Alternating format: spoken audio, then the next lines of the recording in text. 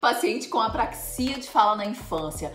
Quais são as peças fundamentais para a evolução de fala? Olha, nesse vídeo aqui eu quero te falar de uma forma muito prática quais são as 7 peças fundamentais para que o seu paciente com apraxia de fala na infância evolua.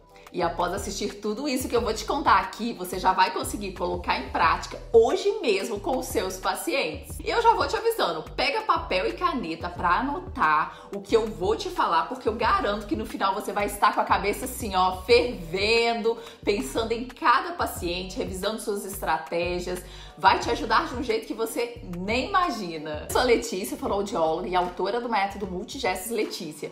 E se você está procurando estratégias para a evolução de fala de todos os seus pacientes com transtornos motores de fala, esse vídeo é para você. Continue assistindo, não esquece de curtir aqui esse vídeo e se inscrever no canal. Talvez você fique tentando completar o quebra-cabeça aí do seu paciente com transtorno motor de fala, mas estão faltando peças, ou ainda você fica tentando encaixar peça, ó, que é de outro quebra-cabeça aqui no transtorno motor de fala, não dá certo, gente. Ou mesmo fica inseguro, olha, será que essa peça mesmo é aqui? E fica inseguro para agir. Por isso, seu paciente não está evoluindo ou não está evoluindo tanto quanto poderia se soubesse quais são essas peças e como que você vai, ó, encaixá-las. Sem encaixar essas peças, gente, não vai funcionar. Então vamos entender como faz para completar o quebra-cabeça com segurança, com as peças certas, e assim você verá o seu paciente evoluir na fala. Então vem comigo aqui entender quais são essas 7 peças fundamentais para a evolução de fala do seu paciente com apraxia de fala na infância. Primeira peça, é essencial selecionar emissões-alvo para o treino de fala. Não adianta usar palavras aleatórias. No transtorno motor de fala, a criança só evolui quando você seleciona palavras-alvo adequadas, e eu já te adianto que não resolve selecionar um fonema específico, trazer ali uma lista com aquele fonema. Isso não funciona em transtorno motor de fala, tá? É preciso observar o tamanho da palavra que o paciente consegue falar, por exemplo. Talvez ele esteja no nível de monossílabo apenas, e você, se não observar isso, vai selecionar talvez ali palavras grandes que ele não consegue falar, e isso vai desmotivá-lo nos treinos. Peça 2, não pode esquecer de usar pistas multissensoriais para auxiliar o paciente, gente, a pensar o que ele precisa fazer com a boca para falar. E aí a gente tem aqui, ó, esse material que a gente vai usar na apraxia de fala na infância, que é o material Multigestos Letícia, muito indicado para esses pacientes com falhas de planejamento e programação motora dos sons da fala.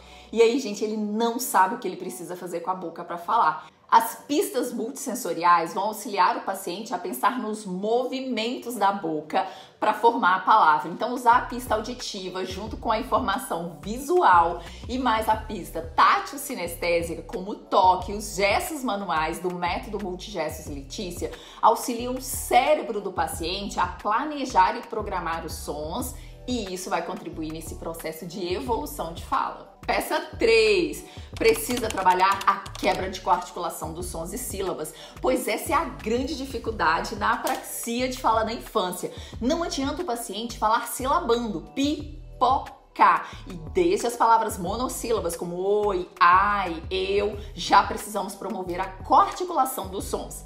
Tente ensinar, por exemplo, para a criança falar ei, prolongando, fazendo o gesto, ó, ei. Isso traz a informação multissensorial que ela precisa para conseguir fazer esse som, prolongando o som. Ei! Não adianta o paciente falar, por exemplo, um polissílabo com quebra de coarticulação. Abacaxi.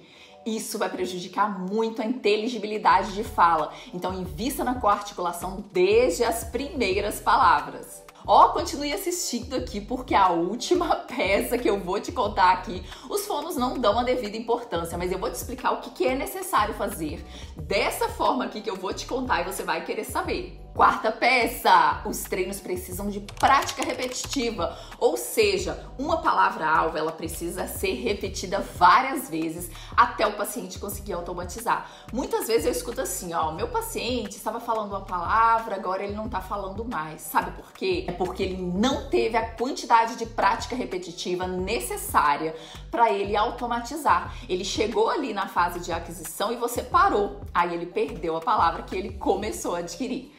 A repetição ela é fundamental, hein? E por isso, se você selecionar palavras mais do cotidiano da criança, ela tem mais chances de repetir e automatizar. A quinta peça, a intervenção precisa ser intensiva na apraxia de fala da infância para alcançar aí os resultados mais rápidos e efetivos. Quanto mais vezes na semana, mais resultado a gente tem. Mas eu sei que tem muitos casos de pacientes que não têm essa possibilidade, por uma questão financeira, distância, atendimento no SUS e tantas outras questões, né? Eu sempre digo que nesses casos que a gente não consegue o atendimento de fono mais vezes por semana, é importante a gente trazer isso dentro da realidade do paciente, se for uma vez por semana, trazer essa família, orientar e direcionar para eles serem parceiros em casa. Sexta peça, dar feedback sobre a produção de fala do seu paciente. No início é preciso dar um feedback imediato sobre a fala do paciente. Tipo, você conseguiu muito bem, vamos tentar de novo? Olha, tente fazer mais bico para você conseguir fazer o U. É fundamental dar o feedback para o paciente, mas não é só certo, errado, tente novamente. No início, ele precisa ser um feedback bem específico, onde você vai dizer o que ele precisa fazer, porque muitas vezes ele é incapaz de monitorar a sua fala, entendendo o que ele fez certo ou não. Então a gente usa isso aqui, né, para dar esse feedback. Você conseguiu, tente novamente e trazendo essa informação. Você precisa fazer mais bico, você precisa abrir mais sua boca, né, dizendo para ele o que ele precisa fazer, um feedback mais específico. Sétima peça, sem adequar a prosódia da fala desde as primeiras palavras, a inteligibilidade de fala ficará muito ruim. A prosódia da fala, ela envolve, dentre outras coisas, esse ritmo, entonação na fala, acentuação nas palavras, falar mais alto, mais baixo, mais grave, mais agudo. Isso parece tipo assim, a cereja do bolo da fala, né? Como se fosse assim, primeiro a criança fala, precisa falar mais palavras, frases e só depois eu vou adequar essa prosódia, como se fosse um refinamento da fala. Mas na apraxia de fala da infância não pode ser assim. Vamos intervir na prosódia desde as primeiras palavras, tá? Porque um erro super comum que acontece é o acento lexical inadequado. Então o paciente fala assim, bolar, sapô, sucô. Precisamos mostrar essa diferença da sílaba tônica e átona. Bola, sapo, suco, e só com treino para melhorar isso. Encaixando aqui, ó, cada peça com raciocínio clínico, de uma forma personalizada, a gente vai conseguir auxiliar o paciente nas suas demandas. Se você seguir tudo que eu te orientei aqui, você vai chegar ao resultado final e ver o paciente decolar na fala, ó. Tudo encaixando. Você gostou desse conteúdo aqui sobre as 7 peças fundamentais para a evolução de fala do paciente com a apraxia de fala da infância? Então não deixe de clicar em curtir e se inscreva, comenta se você quer mais conteúdos como este.